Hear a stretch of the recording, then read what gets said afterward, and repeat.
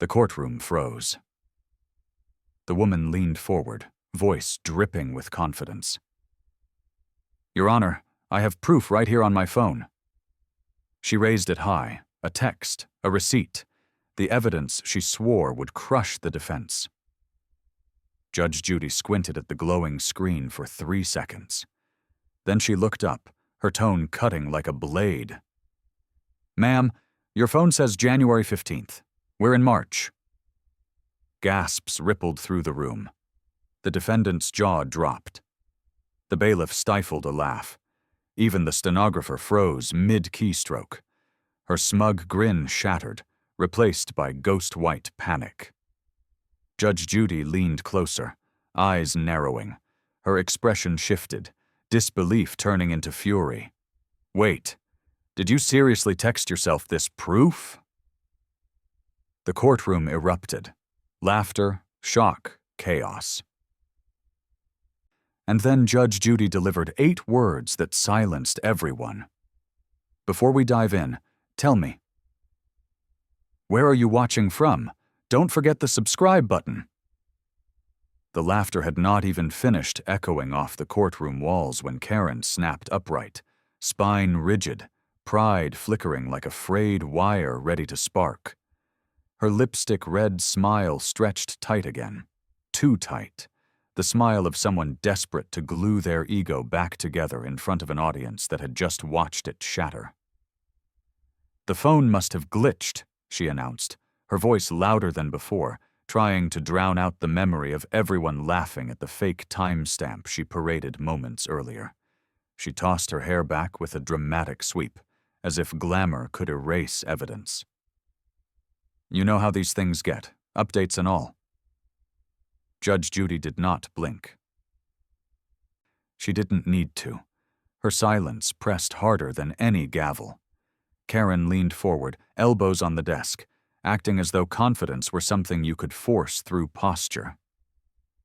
"Anyway," she said, gesturing toward the plaintiff with a dismissive flick, "her story doesn't even add up. I mean, look at her. She's clearly—" "Stop." Judge Judy's voice cut the air clean in half. Karen froze mid-sentence, mid-breath, mid-smirk. The courtroom went still, the kind of stillness where even the fluorescent lights seemed to hold their hum. The plaintiff, a quiet woman with soft features and tired eyes, lifted her folder. Her hands did not shake. She had spent weeks preparing for this moment, and the weight of that preparation settled across her shoulders like armor. "Your Honor," she said calmly, "I brought everything, every receipt. Every message, every date she tried to twist." Karen scoffed, too loudly. "Oh, please, she always plays the victim. I'm the one who—" Judge Judy raised a finger, not a hand, not her voice, just a finger. It was enough to silence a storm. Judy leaned back in her chair, studying Karen the way a surgeon studies a scan before an operation, searching for the precise point of incision. "Ms. Falmer," she said slowly, "you waved your phone in the air like a trophy 5 minutes ago. You told this court you had irrefutable proof, and that proof was—" She paused, letting the room lean in with her. "A text message you sent yourself." Snickers fluttered through the crowd like suppressed birds. Even the bailiff's lips twitched. Karen's smile twitched too, but in the opposite direction. "That was not— I did not." She stumbled over her own breath, her words scrambling to find a shape. "You're taking it out of context. That text was drafted for— I was—" The plaintiff watched her with a quiet steadiness, the kind of presence that grows louder the longer arrogance panics beside it. Judge Judy didn't break her stare. "Ms. Falmer," she said, voice calm but edged with glass, "I want your complete written timeline, every event, every date, every alleged conversation. Since you seem so certain of your own story, I would like to see it on paper." Karen blinked. Once. Twice. Her throat bobbed. "Right now," Judge Judy added. The color drained from Karen's face like ink washing off a page. And in that drained silence, the first real crack finally appeared. Karen opened her mouth to respond, but only half a syllable escaped. A thin, shaky breath, shaped like a word that never quite formed. It hovered in the air, fragile and exposed, before dissolving into the heavy quiet settling over the courtroom.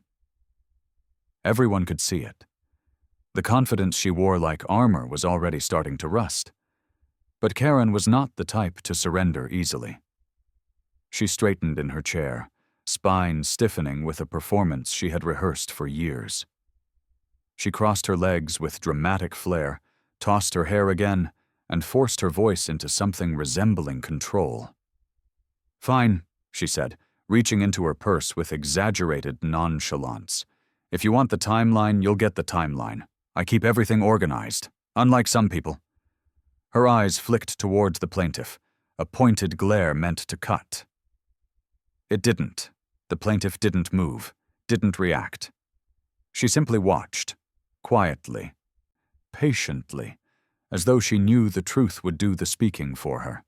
Karen pulled out a spiral-bound notebook plastered with stickers, half-wrinkled receipts, and a pink pen dangling from a bent coil. It did not look like evidence. It looked like chaos. Judge Judy raised an eyebrow. Karen laughed nervously. "I mean, this is just my, rough version.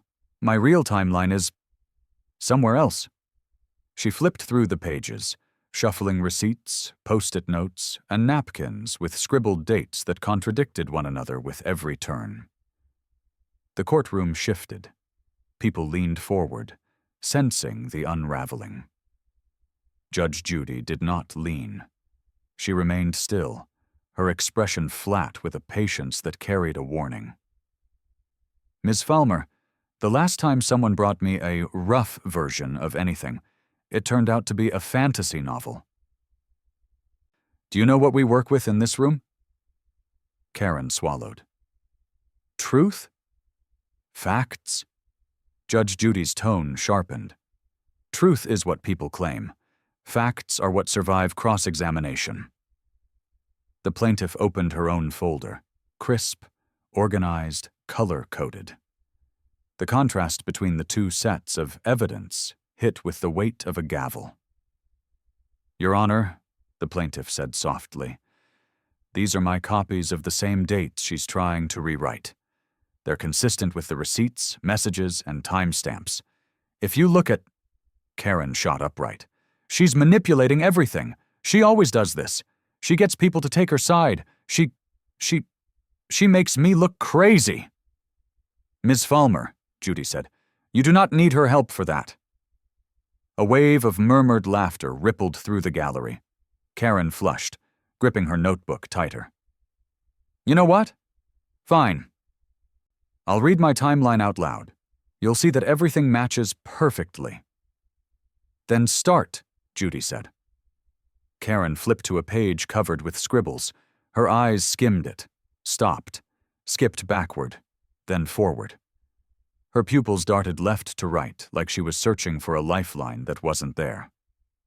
On February 3rd, she began, I went to—" Judy cut in gently, almost sympathetically. "We are in March, Ms. Falmer. Why are you starting in February?" Karen froze. The plaintiff's lips parted in a small, knowing breath, not a smile, not satisfaction, but recognition that the truth was finally catching up. A bead of sweat formed at Karen's hairline. Judge Judy leaned forward. "Let me see that page." Karen hesitated, just long enough for everyone to feel it. And in that moment, the performance she'd been clinging to began to crack wide open. Karen's hand hovered over the notebook, as if giving it up would sever the last thread holding her story together. Her fingers tightened, knuckles whitening around the bent metal coil. For a moment, she seemed ready to pull it back into her purse, hide it, bury it under lipstick and receipts and denial. Then, with a stuttering breath, she pushed it forward. Judge Judy didn't snatch it. She didn't even touch it at first. She simply stared at Karen, long enough that the silence itself felt like cross-examination. Finally, Judy flipped the notebook open with one careful motion, the way a surgeon might lift the edge of a bandage to reveal the wound beneath. The first page was covered in mismatched dates, arrows, scratch-outs, and doodles that looked more like panic than planning. A soft, almost sympathetic sound escaped the gallery, a few people recognizing disorganization not as innocence, but as desperation. "The February 3rd entry," Judy said, her voice calm but edged with steel. "What exactly were you trying to argue here?" Karen shifted in her seat. "Well, that day is when everything started getting messed up. She told me. I thought she said no." Judy didn't raise her voice. She didn't need to. "Tell me what you wrote." Karen swallowed hard. "It says, Feb 3, confrontation. She lied first." The plaintiff exhaled, a soft, wounded sound that made the entire room pivot its attention toward her. She wasn't dramatic. She wasn't angry. She just hurt. "Your Honor," the plaintiff said quietly, "on February 3rd, I was in Nevada. I have hotel receipts, flight logs, everything. She knew that. I told her that. I told her twice." Karen's face twitched, panic sparking under her skin. "She must be mixing the dates up. People forget things. I was stressed." Judy flipped to the next page. This one was worse. Ink smeared from water or sweat. Multiple versions of the same event, written and rewritten, each contradicting the last. One sentence had been scribbled out so violently the paper tore. Judy's eyes narrowed. "Miss Falmer," she said softly, "this page has 3 different dates for the same argument. Which one is the truth?" Karen opened her mouth. Nothing came out. The plaintiff clasped her hands, grounding herself. Her voice trembled, but not from uncertainty. "Your Honor, she tried to switch the dates after she realized her story wouldn't work. I told her I saved every message. She just didn't believe me," Karen snapped. "Well, maybe you shouldn't always be saving things. Maybe normal people don't need to archive every second like they're waiting to trap someone." Judy looked up sharply. "Normal people do not lie to courts." Karen flinched. The gallery fell into a silence so sharp it felt like the entire room inhaled at once. Then Judy paused on a page halfway through the notebook. Something about it was different. Cleaner handwriting, a date perfectly centered, words not frantic but deliberate. Karen saw where Judy's eyes landed, and her own widened, panic radiating outward like a heartbeat. Judy tapped the top corner of the page with her fingernail. "This is interesting," Karen's voice cracked. That page is old, irrelevant. It's not even—" "Then you will not mind," Judy said, "if we read it out loud." Karen's hands shot forward instinctively, but too late. The page was already between Judge Judy's fingers. And as she lifted it closer, the entire courtroom felt the tension snap like a wire pulled too far. Judge Judy held the page up to the light, the paper trembling slightly. Not from her hand, but from the weight of what everyone sensed was about to be revealed. The handwriting on this page was different from the chaos before it. Neat, intentional, a confession disguised as documentation. Karen felt the blood drain from her face so quickly, it seemed to leave her body in a rush. "Your Honor," she started, reaching out, fingers twitching with desperation. "That page wasn't supposed to be— it wasn't part of— That's not the version I meant to bring." Judy didn't look at her. She simply read. "March 2nd. If she pushes this, I'll just say she misremembered everything. She never keeps records anyway." The courtroom erupted into gasps, the sound rippling through the gallery like a shock wave. Karen's eyes widened, then darted to the plaintiff as if pleading for an escape that didn't exist. Judy kept reading, her voice cool, controlled, devastating. Even if she has messages, I can say they were jokes, or drafts, or something she twisted. She always looks nervous. People will believe me. The plaintiff closed her eyes, the hurt cutting deep enough to be visible. Karen's hand slapped over her mouth as if she could somehow stop the words already written, already spoken. No, Your Honor. That was, you don't understand. That's just me venting. That's not what it looks like. Judy finally looked up at her, expression carved from stone. What exactly does it look like to you? Karen's mouth opened and closed, a silent fish gasping for air in a tank suddenly too small. The plaintiff spoke softly, almost whispering. That page is exactly what she's been doing to me for months. Karen exploded. I was stressed. You don't know how manipulative she is. She makes me feel crazy. I wrote that because I just needed to let it out. Ms. Falmer, Judy said, there is a difference between venting and planning a lie. The whispering gallery fell quiet. No one dared make a sound. Even the courtroom cameras seemed to freeze in place, waiting for the next blow. Judy tapped the paper again, that same deliberate, surgical tap. What concerns me most, she said, is that this page, this confession of strategy, was written far before the events you claimed today. This is not stress. This is calculation. Karen's face contorted, the last remnants of her practiced confidence shattering at the edges like a mirror struck too hard. It's just words. Words don't mean anything. Words, Judy said, lowering the page, are the foundation of every lie ever told. Karen's breath hitched. She blinked rapidly, her composure leaking through the cracks. Judy's voice dropped to a near whisper, far more dangerous than shouting. Why? She asked. Did you lie in writing? The question hung in the air like a blade suspended over the room. Karen's lips parted. No sound emerged. The gallery held its breath. And in that suspended, trembling silence, the first real truth finally broke through the story she'd been trying so desperately to control. The question lingered in the courtroom like smoke, visible, suffocating, impossible to ignore. Why did you lie in writing? Judge Judy hadn't raised her voice, but the gravity of the words pulled every eye toward Karen, as if the entire room had tilted in her direction. Karen's mouth trembled, her throat bobbed.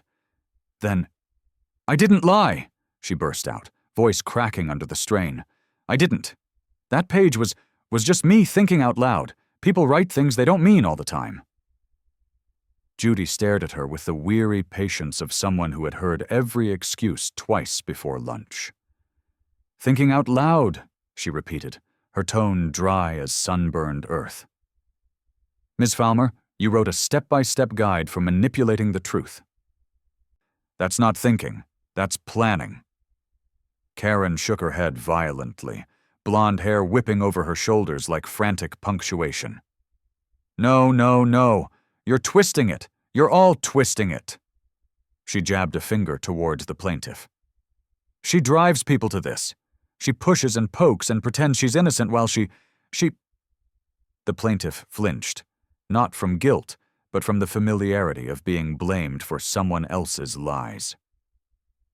Ms. Falmer, Judy said firmly, you will stop pointing at people in my courtroom unless you want that finger escorted out by security.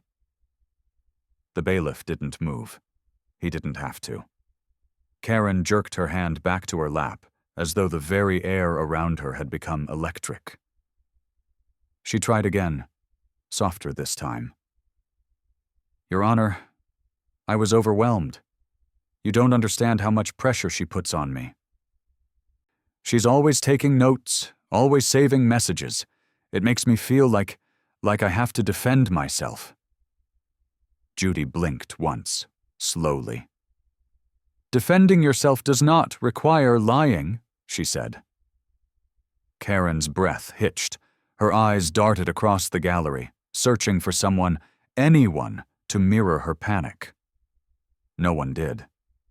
The crowd that once filled the room with laughter was now silent, almost sympathetic in its stillness. The plaintiff lifted her folder. Your Honor, may I say something? Judy nodded. I didn't keep records to trap her. I kept them because she would change her story every time something didn't go her way. I kept them because I had to protect myself. Her voice was steady, but her hands, folded tightly, were not. It wasn't about revenge. It was about survival. Karen recoiled like she'd been struck. Survival? Oh, please. You always act so innocent. You make me look like the villain so you can play the victim card. Ms. Falmer, Judy said, her evidence makes you look like the villain. She does not need to. Karen's face crumpled, indignation mixing with fear, defensiveness spiraling into desperation. I was just trying to win, she whispered. Judy regarded her with a long, heavy pause. Winning, she said, means nothing if the truth collapses along the way. Karen's hands tightened until her knuckles were stark white. Every shallow breath she took felt like an argument she no longer had the courage to make. Now, Judy said, leaning forward slightly, I am going to need the rest of your digital evidence, messages, photos, screenshots, everything you rely on to support your claims. Karen froze. Her expression didn't shift immediately. It cracked slowly, like a fault line revealing itself beneath pressure long ignored. I don't have all of it, she said. Why not? Judy asked. Karen hesitated. Half a second of silence so loud the entire courtroom heard it. And in that hesitation, that tiny, trembling pause, the next unraveling began. The hesitation was small, half a breath, half a blink, but it slammed through the courtroom like a dropped gavel. Even the fluorescent lights seemed to hold their hum, as if pausing to witness the moment Karen's story slipped from shaky to doomed. Judge Judy caught it instantly. Her eyes narrowed, but she didn't speak. She let the silence stretch, elongate, tighten around Karen like a slowly tightening rope. That was her power. She didn't need volume. She needed timing. Ms. Falmer, she finally said, voice razor soft, why did you pause? Karen's lips parted. Pause? I didn't pause. Judy tilted her head. You did. A few members of the gallery nodded without meaning to. Karen whipped around, scanning the faces behind her, flustering at every confirming expression. She turned back toward the bench, panic creeping up her throat. I just wasn't sure what you meant, that's all. I didn't know if you wanted me to explain. I asked, Judy said, enunciating each word clearly. Why? You. Paused. Karen inhaled sharply. Her shoulders rose, chest tightening, eyes flitting everywhere except where the truth lived. She swallowed. I just needed a second to remember where I put everything. The plaintiff lowered her gaze, the softness in her expression replaced with quiet disappointment. She already knew the answer Judy was about to draw out. She'd lived this cycle with Karen too many times. Judy folded her hands. You put everything in your phone, correct? Karen nodded, too quickly. And you deleted messages, correct? Karen's mouth fell open. Deleted? No, I mean, well, yes, but not for this. Everyone deletes things. It doesn't mean anything. The courtroom buzzed. Low whispers, exchanged glances, an energy shifting like wind gathering before a storm. Judy didn't blink. Why did you delete anything relevant to this case? Karen stammered. I didn't say the deletions were relevant. No, Judy said sharply. Your hesitation did. Karen's composure began to warp again. edges folding inward. Her voice quivered despite her attempts to level it. I just needed to clear storage. My phone was full. You can ask anyone. Those update notifications pop up constantly. Ms. Falmer, Judy said. Every time you are caught, you blame technology. Karen pressed her hands flat against the desk. Because it's true. The plaintiff's voice came softly from the side. Your Honor, I have the full message thread, screenshots from the night before she started deleting. Karen jerked toward her. You were spying on me? No, the plaintiff said gently. I was protecting myself. The gallery murmured, the tension twisting tighter, thick enough to feel. Judy extended a hand toward Karen's phone. Ms. Falmer, open your messages, all of them. Scroll to the beginning of the conversation. Karen froze, horror and defiance battling across her face. Right. Right now? Right now, Judy replied. Hands trembling, Karen unlocked her phone. The bright screen illuminated her fear as she scrolled, slow, hesitant, each swipe revealing more gaps, more inconsistencies, more missing pieces. The gallery leaned in. The plaintiff watched, steady. Judy's gaze sharpened, watching not the phone, but Karen's reaction. Karen scrolled. Then her breath caught. Her face drained to a ghostly pale, eyes widening as if she'd stumbled into her own trap. Something on the screen had undone her completely. And as the room watched her crumble, everyone knew she had just scrolled to the truth she hoped would never be seen. Karen's thumb hovered above the glowing screen, trembling like it was balancing on the edge of a cliff. Whatever she had scrolled into, whatever digital skeleton she'd unearthed, had drained the last trace of color from her face. She looked as if the phone had suddenly turned into evidence, with a pulse. Judge Judy didn't lean forward. She didn't need to. Her stillness was the gravity pulling everyone toward the moment. Ms. Falmer, she said, voice low and deadly calm, show the court what you're reacting to. Karen shook her head. Slow at first, then harder, frantic. No, it's nothing. It's private, it's personal, it's… Nothing, Judy repeated, does not make people turn white as a ghost. The gallery murmured, subtle currents of anticipation rippling through row after row. Even the bailiff angled a fraction closer, bracing instinctively for the impact. The plaintiff remained still, but her eyes watched Karen with the softness of someone who had already survived the storm. Karen was only just realizing she'd created. Judy extended a hand. Let me see the phone. Karen clutched it to her chest like a shield. No, Your Honor, this isn't fair. Well, you can't just… I have a right to privacy. Judy blinked once. You forfeited that when you offered your phone as evidence. A gasp, a ripple, a turning of heads. Karen stared at her screen again, chest heaving. It's not what it looks like. Then show us, Judy said. With trembling reluctance, Karen lowered the phone and angled it forward.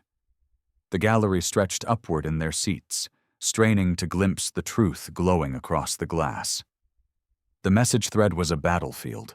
Half conversations, abrupt jumps, timestamps that jumped hours, sometimes days, without explanation, replies with no original messages, fragments of Karen's own words responding to nothing.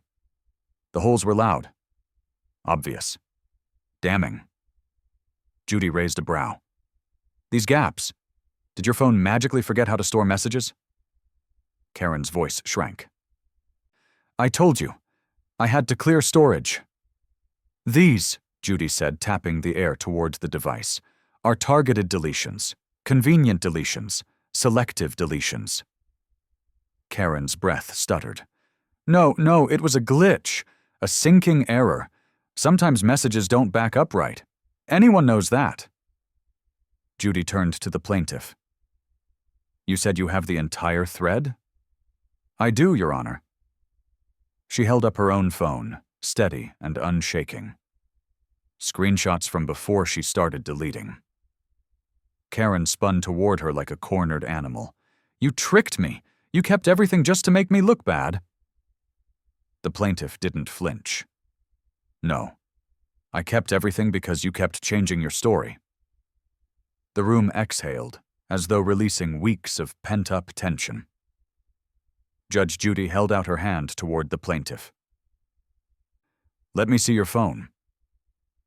Karen's throat tightened with a sound that was almost a whimper, because she knew what was coming next. She knew what those screenshots carried. She knew the holes in her own thread would soon be filled, with her words, her tone, her manipulation.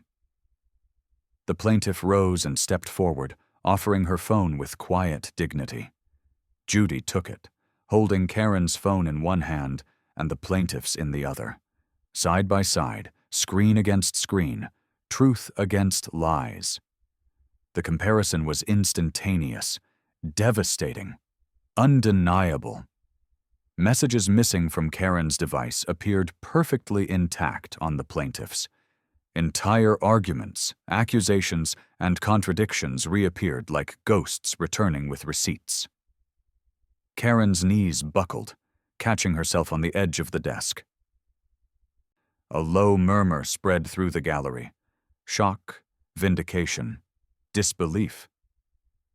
Then Judy spoke, her voice low and precise. Ms. Falmer, these are not glitches. Karen's breath shattered, and before the room could absorb the blow, Judge Judy turned both screens toward her bench, preparing to reveal the exact message that would tip this case into its next explosion. Judge Judy held both phones, Karen's trembling, the plaintiff's steady. Side by side, the screens glowing like twin spotlights illuminating the truth. The courtroom fell into a hush so deep it felt like the air itself had stopped moving. Every breath, every blink, every heartbeat waited for the hammer to drop. Judy scrolled slowly, her eyes shifting left and right. Left, missing messages, empty gaps, suspicious voids. Right, full threads, complete conversations. Timestamps lining up like puzzle pieces snapping into place. Then she stopped. Mid-scroll. Her expression froze. Not surprised, not confused, but something far worse for Karen. Understanding. Ms. Falmer, Judy said softly. This message right here, why is it missing on your phone? Karen leaned forward, nerves sparking through her limbs. Which message? This one. Judy angled both phones slightly, not enough for the gallery to read, but enough for Karen to see her own words staring back at her from the plaintiff's intact screenshot. Karen's breath hitched. The message she had deleted. The message she thought would stay buried. The message that spelled out her entire strategy in one bitter line. I'll make her look crazy. She always falls apart when people don't believe her. The gallery erupted in a wave of gasps, muffled exclamations, and disbelieving laughter. Someone in the back whispered, "Oh my God." The bailiff's eyebrows shot up like they were trying to escape his forehead. Karen's entire body seemed to deflate. That's not... You're seeing it wrong. She must have edited or photoshopped. Ms. Falmer, Judge Judy cut in. This is a screen recording, not a screenshot. A live capture. Your deleted message appears in real time, recorded before you deleted it. The room exploded again, shock hitting in overlapping waves. Karen's jaw unhinged. Screen recording? The plaintiff nodded quietly from her seat. After I realized she was changing details in our arguments, I started recording the conversations. Not to expose her, but to protect myself. Karen's face contorted into something between rage and terror. You can't just record people. That's illegal. That's Entrapment! Judy's eyes narrowed, but her voice stayed calm. It is perfectly legal to record messages that you receive, and it is certainly legal to keep evidence when someone is trying to manipulate, intimidate, or rewrite reality. Karen shook her head, wild and desperate. No, this is a setup. She's making me look like a villain. She twisted my words. She didn't twist anything, Judy said. You deleted your own messages. She preserved them. Karen's breathing grew rapid, ragged, unsteady. Her gaze ricocheted around the courtroom, looking for someone to blame, someone to rescue her, someone to believe her. No one moved. Judy set both phones down gently, as if closing a book whose ending she already knew. This, she said, tapping the plaintiff's screen, is truth. And this, she tapped Karen's, is manipulation. Karen flinched like the words had physical weight. The courtroom grew impossibly quiet as Judy lifted her gaze, eyes locking onto Karen with devastating finality. Miss Falmer, she said, voice low and unshakable, you didn't just lie. You calculated. Karen's breath collapsed into a shudder. The room held still. Tension stretched. And then, Judge Judy leaned forward, preparing to deliver the one line that would send the entire courtroom into stunned uproar. The courtroom vibrated with the aftershock of Judge Judy's words, a low, electric hum of disbelief threading through every row. Karen sat rigid, spine locked, eyes wide but unfocused, like she'd been shoved out of her own narrative and was now watching it crumble from the outside. Judge Judy didn't need to raise her voice. Her silence was the loudest thing in the room. Miss Falmer, she finally said, each syllable slow enough to carve into stone. Your messages reveal motive, intent, deception, and a willingness to destroy someone's credibility for your own comfort. Karen's lips trembled. I didn't mean, it's not, you're twisting everything. The plaintiff didn't speak, but her expression said everything. Months of exhaustion, weeks of self-doubt, the weight of being gaslit in real time. Judy shifted her attention to the plaintiff. You said earlier you kept everything. Does everything include voicemails? Karen's head snapped so fast the ends of her hair whipped her cheek. Voicemails! What voicemails? The plaintiff hesitated, not out of uncertainty, but out of the quiet pain of revisiting something she'd hoped she would never have to hear again. Yes, Your Honor, she said softly. 2 of them. Karen slammed her palms against the table. Those were private. You can't. That's illegal. Judy's eyes hardened. A voicemail sent to another person becomes their property, Miss Falmer, not yours. A ripple of murmurs spread through the gallery. Karen's breath hitched. You don't understand. I didn't think she'd save them, Judy said. Why do you think she felt she had to? Karen's face twisted, her voice fractured. Because she's obsessed. She wants to ruin me. She twists what I say. She always has. I was under stress, Your Honor. People say things under stress. The plaintiff finally spoke. Quiet, measured, no venom in her tone. Stress doesn't make people brag about lying. Karen froze. It was the kind of freeze that didn't come from fear, but from recognition, like she knew exactly what voicemail the plaintiff was referring to. Her eyes widened, pupils shrinking to pinpoints. Judy sensed it immediately. What? She asked gently. Did you say in these voicemails, Miss Falmer? Karen's mouth opened, but no sound came out. Her throat clicked with a dry swallow, her gaze flicking between the bench and the plaintiff, like a trapped animal seeking exits that no longer existed. The plaintiff reached into her folder, withdrawing her phone with both hands. Carefully, reverently, like she was handling something fragile and painful. I didn't want to play them, she said, But after she accused me of manipulating her, I think it matters. Karen shot to her feet. No, you can't do this. The bailiff took a single step forward. That was all it took for Karen to collapse back into her seat. Judge Judy nodded to the plaintiff. Play the first voicemail. The room leaned forward. Even the cameras seemed to zoom in. The plaintiff tapped her screen. A soft crackle of audio filled the courtroom.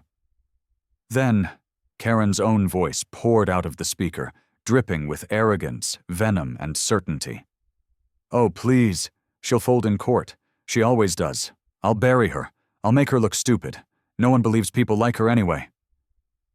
The gallery gasped. Someone whispered, "Wow." Another sighed. "That's cold." Karen pressed both hands over her face, muffling a broken sound. Judge Judy lifted her chin, her expression tightening. Not angry, but disappointed. "Is there anything else on this voicemail we should hear?" she asked quietly. The plaintiff's eyes flickered downward. She hesitated, then nodded, and the courtroom braced because the second half of that voicemail was waiting like a loaded weapon. The phone speaker crackled, a thin static hum that seemed to stretch across the room like a fuse being lit. Every eye locked on the small device in the plaintiff's hands. Even the air felt taut, as if the courtroom itself was holding its breath. Then Karen's voice filled the room.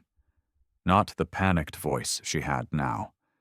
Not the defensive, scrambling tone she'd used all day, but a different voice. Smooth, sharp-edged, dripping with smug certainty. "You know what? I don't even care anymore. Let her cry. Let her complain. I'll make sure everyone sees her for what she is. Some people just deserve to be put in their place." The gallery reacted instantly. Gasps, muttered disbelief. A few whispered, "Oh my gods!" A woman in the back row clapped a hand over her mouth. Even the bailiff's stoic expression cracked into a silent, stunned blink. Karen's hand slapped over her ears as if she could unhear her own words. "Stop it! Turn it off! That's not how I meant it!" The plaintiff lowered the phone, pausing the recording. She looked heartbroken. Not triumphant, not vengeful, but genuinely tired. "Your Honor, that's just the first 30 seconds. Karen's voice rose in a strangled plea. "It's taken out of context." Judy turned slowly in her chair, fixing Karen with a gaze sharpened by decades of cutting-through excuses. "Miss Falmer, explain to me what possible context justifies belittling, mocking, and intentionally humiliating someone you are in a dispute with." Karen shook her head violently, as if she could rattle an answer loose. "I was angry, frustrated. She kept telling people lies about me." The plaintiff intervened with a soft, trembling voice. "I never lied about her. I just told people what happened." Karen snapped, "Which made everyone take your side." Judy raised a hand. The room silenced instantly. "Miss Falmer, anger does not give you permission to wage psychological warfare." Karen's chest rose and fell in panicked heaves. I wasn't waging anything. It was just venting. You don't understand how she makes me feel." The plaintiff closed her eyes for a moment, gathering enough strength just to speak. "You don't get to break someone and then blame them for hurting." Karen stiffened, blinking through a storm of shock and indignation. But Judy was watching the plaintiff now, and something in her expression softened. Just slightly. Just enough to acknowledge the emotional gravity of the situation. "What else?" she asked. "Is on this voicemail?" The plaintiff hesitated. Her thumb hovered over the phone screen. "It gets worse." A ripple of tension tightened across the gallery. Bodies leaned in, breaths shortened, eyes widened. Even the cameras seemed to angle closer, picking up every micro-expression like they were documenting a crime scene unfolding live. Karen curled forward in her chair, as if trying to fold herself into invisibility. "It was a rant," the plaintiff continued, "but there's something important in the next part." Karen's head jerked up. Her eyes went wide with animal panic. Don't play it! Please!" Which, of course, told the truth before the recording ever could. Judge Judy folded her hands. Her voice was calm, collected, and immovable. "Play the rest." The plaintiff's thumb pressed the screen. The courtroom stilled. The recording resumed. And just before the next words came through the speaker, Karen whispered, barely audible, "Please. No." Then her own voice exploded from the phone again, this time revealing something far more damning than cruelty. The voicemail resumed with a crackle, that thin static trembling like a warning just before lightning splits the sky. Then Karen's voice returned, sharper now, colder, with none of the performative confidence she wore in the courtroom. This was unfiltered Karen, the Karen beneath the layers. "She thinks she's so innocent," the recording hissed, "but I know exactly what I'm doing. If she pushes me, I'll twist the whole story. She falls apart when people question her. I'll make sure she does." The gallery reacted like a wave hitting a wall. Gasps, head shakes, disbelieving whispers ricocheting across the room. Karen's hands flew to her face. "No, stop! Turn it off! Turn it off!" But the plaintiff's thumb didn't move. The recording rolled on, her voice dropping to a low, venomous whisper. "I know I'm wrong. Whatever. She'll never prove it. I'm smarter than she is. I can make anyone believe me. I'll say anything I need to." The room fell into a stunned, horrified silence. Judge Judy's eyes slowly lifted from the screen to Karen's crumpling figure. "You knew," she said softly. "You knew you were wrong." Karen shook her head wildly, tears jumping from her lashes. That wasn't... You don't understand. I didn't mean it. It was just a rant." But the recording wasn't finished. One final sentence played, a quiet, shaky whisper of insecurity wrapped inside arrogance. "I just can't let her win. If she wins, then maybe I really am the problem." The sound cut out. Dead silence. A silence so absolute it pressed against the skin. A silence heavy with truth that could no longer be buried under excuses or theatrics. Karen's hands dropped from her face. Her eyes were red, watery, wide with something beyond panic, recognition. Judge Judy leaned back, exhaling slowly, deeply, as though she too felt the emotional shift ripple through the courtroom. "That," she said, voice measured but devastating, "was the closest thing to honesty you've shown today." Karen flinched, as if the words struck her physically. The plaintiff looked down at her lap, blinking hard. Not vindicated, not triumphant, just deeply, painfully seen. Karen's voice cracked open, raw, trembling. I didn't mean for it to go this far."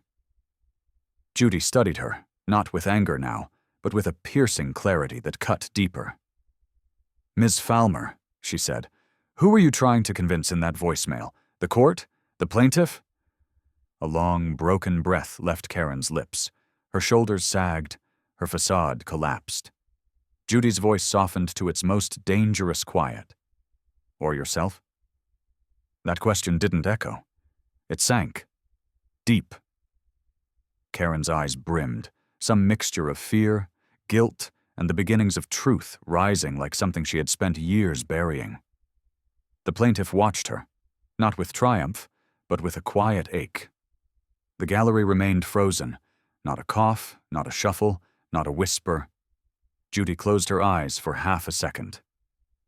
A gesture so small, yet filled with decades of witnessing human contradiction unravel in front of her. She opened them again. Different. resolved. And with a tone that signaled the emotional tide was about to shift dramatically, she said, "We're not done, not even close." The courtroom braced as Karen's world prepared to collapse in a way no lie could patch back together. Karen didn't move at first. She sat hunched forward, hands limp on her lap, eyes staring at nothing and everything all at once. The courtroom around her faded into a blur, the gallery, the cameras, even Judge Judy, all dissolving behind the echo of her own recorded voice. If she wins, maybe I really am the problem. That line lingered in the air like smoke that refused to dissipate. Judge Judy watched her carefully, not with the sharpness she'd wielded all morning, but with something quieter, heavier. She had seen this before, the moment arrogance breaks and the person underneath finally comes up for air. "Miss Falmer," she said softly, "look at me." Karen didn't, not at first, but slowly, painfully, she lifted her chin.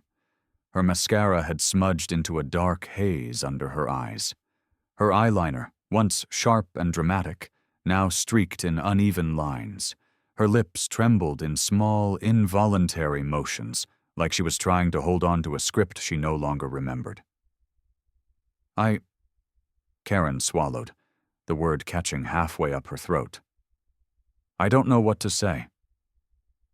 "For the first time today," Judy replied. "That might be honest." A low ripple moved through the gallery. Not laughter this time, not judgment, but something more complex, almost sympathetic. Even those who had come to be entertained seemed to feel the shift. Karen's shoulders caved inward. "I didn't mean for it to get this bad," she whispered. She always looked so calm, so put together. I felt like I had to be louder, stronger, more something. Otherwise everyone would just ignore me." The plaintiff blinked, stunned by the sudden sincerity threading through Karen's voice. Her hands tightened gently around the edge of her folder, knuckles whitening under the weight of months of resentment and exhaustion.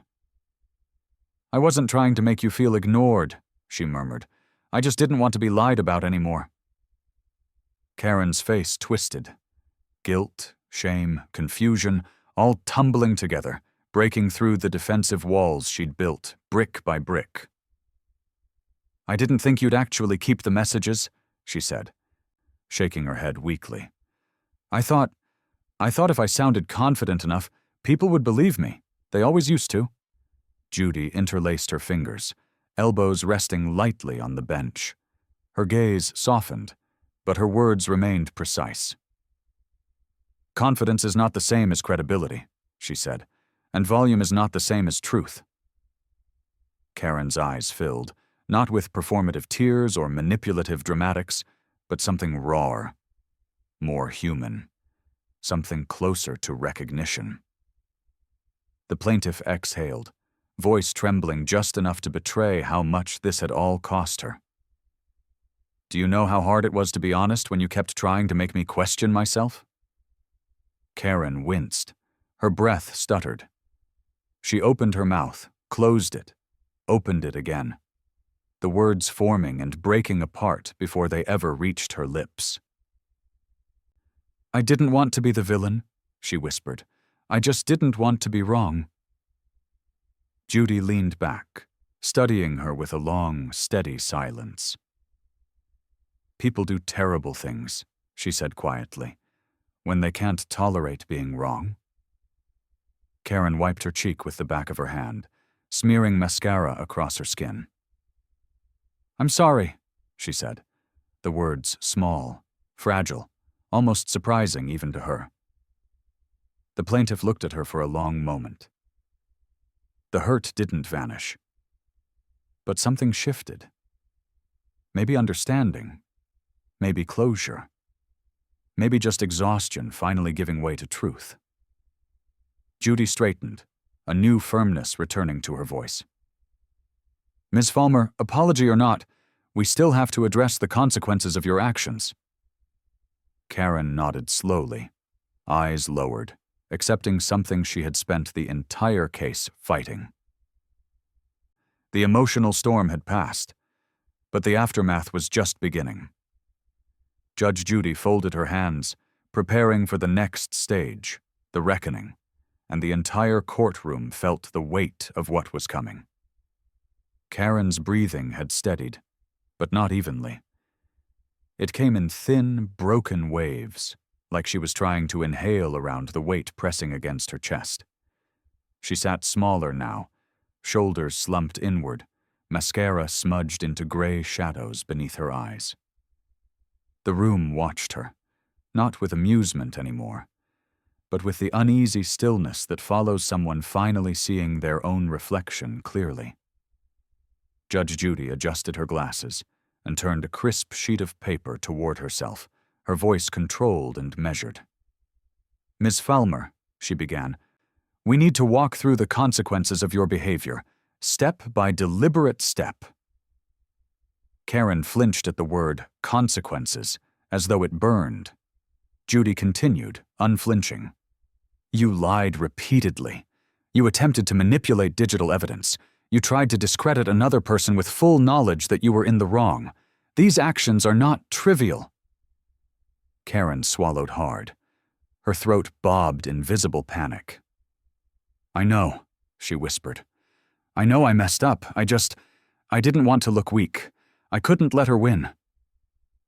The plaintiff's expression flickered. Not anger, not satisfaction, something closer to a soft sadness. "It was never a competition," she said quietly. "You acted like everything was a battle you had to win. I just wanted fairness." Karen blinked rapidly, as though the simplicity of that truth wounded her more deeply than any accusation. Judy tapped her pen against the bench, a firm, rhythmic cue. "Let's be clear on specific points. You fabricated a timeline." Karen nodded weakly. "Yes." "You deleted messages." Another nod, slower, heavier. "You admitted, in your own recording, that you were intentionally trying to make her look unstable." Karen's voice cracked. "I'm ashamed of that." The gallery stilled at the sincerity in her tone. The spiral of excuses was gone. What remained was the raw ache of someone who had run out of places to hide. Judy leaned forward, and the lighting above her cast a sharp diagonal shadow across the bench, the kind of cinematic slant that made her look half judge, half truth incarnate. "Shame," she said, "is not punishment. It is a signal." "Punishment is what we address now."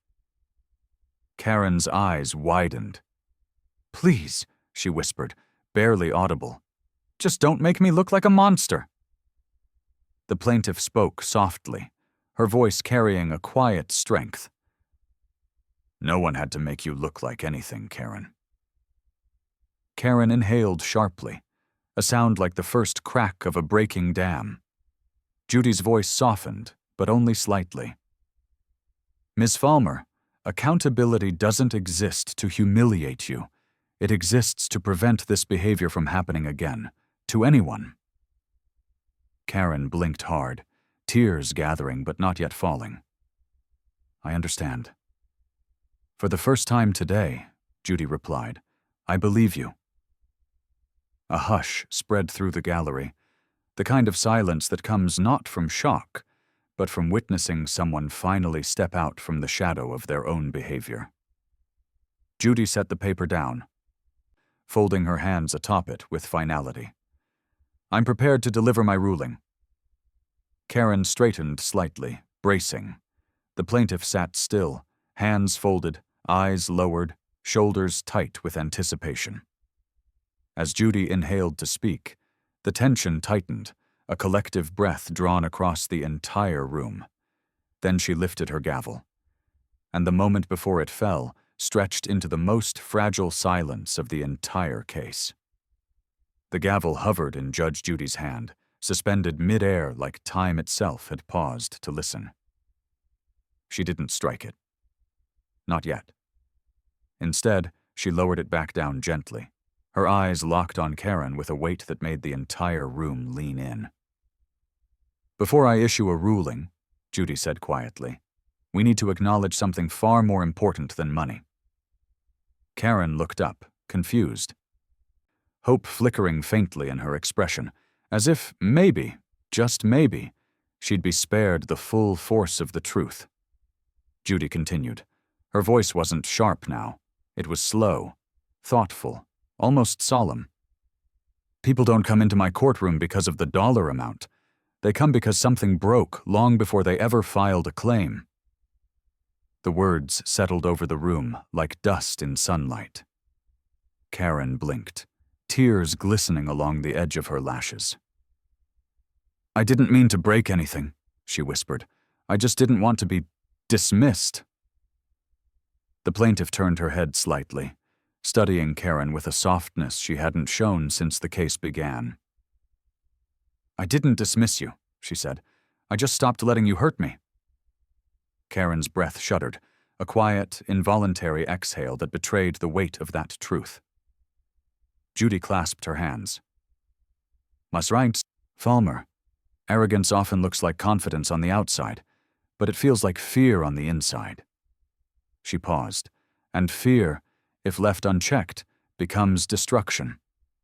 Karen closed her eyes, one tear slipping down her cheek, carving a clean path through her smudged makeup. The plaintiff's voice was gentle.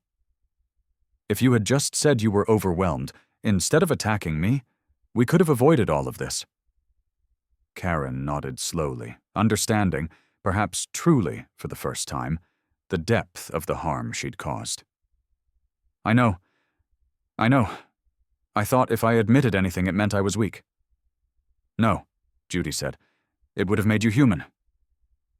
Karen swallowed hard, shoulders trembling, the last remnants of her bravado gone. The gallery remained silent, not the silence of anticipation, but the silence of witnessing two lives, two perspectives. Two truths collide in a way both painful and strangely healing. Judy looked between them, the woman who had been hurt and the woman who had done the hurting. Then she spoke with the quiet, unshakable authority of someone who has seen thousands of human storms pass through her courtroom. "This case isn't just about lies," she said. "It's about the cost of them, the way they fracture trust, poison relationships, and turn ordinary disagreements into battles no one deserved." Karen wiped her face with a shaking hand. "I don't want to be this person anymore," she said softly. The plaintiff breathed in, exhaled, and nodded once, not in forgiveness, not yet, but in acknowledgement. Judy picked up her gavel again, this time with purpose. "This," she said, "is where accountability meets closure." Karen tensed. The plaintiff steadied herself. And the courtroom leaned forward as Judge Judy lifted the gavel toward its final arc. "Here is what will happen next." The moment snapped like a taut wire. The entire room froze. And then the gavel began to fall. "Before the verdict lands, tell me, do people truly change, or do they just get better at hiding who they are?" The gavel fell with a crisp, resonant crack that rippled through the courtroom like a final heartbeat concluding a long, painful chapter. Karen flinched, but she didn't look away this time. She kept her eyes fixed on Judge Judy, not with defiance, not with arrogance, but with the weary acceptance of someone who finally understood the cost of her own actions. Judy set the gavel down gently and folded her hands. "Ms. Falmer," she began, voice calm but unyielding. "This courtroom does not exist to punish people for being imperfect. It exists to hold people accountable when they weaponize those imperfections." Karen nodded, swallowing hard. "I understand, Your Honor." Judy continued, her tone firm but not cruel. "Your lies weren't spontaneous. They were deliberate. They caused emotional harm. They undermined the truth. And they attempted to sway the court in your favor through manipulation rather than evidence. Karen blinked rapidly, tears catching in the corners of her eyes. I know. I'm sorry. The plaintiff listened quietly, not looking triumphant, just relieved. Her shoulders had lowered, her posture softened, as if she could finally exhale after months of tension. Judge Judy turned to her. You showed patience when you were being pushed. You documented the truth when the truth was under attack. That kind of restraint is commendable. The plaintiff nodded, eyes glistening a little. Thank you, Your Honor. Judy lifted the papers before her. My ruling is as follows. Ms. Falmer will provide full restitution for the damages you caused. Financial compensation in the amount of... She paused, looking directly at Karen. And you will also issue a written retraction to those you misled. A soft gasp rippled through the gallery. Karen swallowed. A retraction? Yes, Judy said. You spread falsehoods publicly. The correction must also be public. Not for humiliation, but for fairness. Truth deserves the same audience the lie received. Karen breathed in, shaky but resolute. I'll do it. I will. Judy's gaze softened, not kindly, but with the stern compassion of someone who believes in consequences and growth.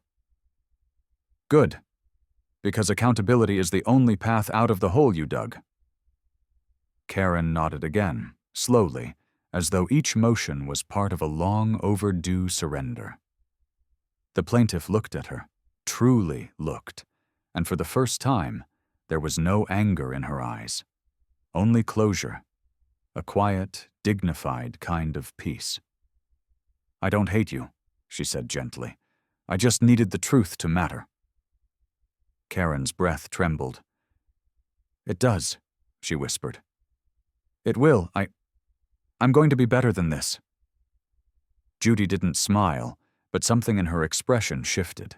The faintest acknowledgement that even messy people can find their way back to decency when forced to face themselves.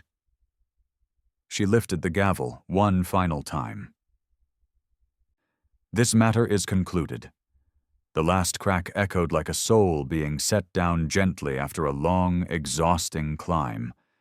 Karen sat very still, absorbing everything, the consequences, the truth, the unexpected compassion. The plaintiff packed her folder with a calm she hadn't known in months. The gallery exhaled, the tension rolling off the room in a wave.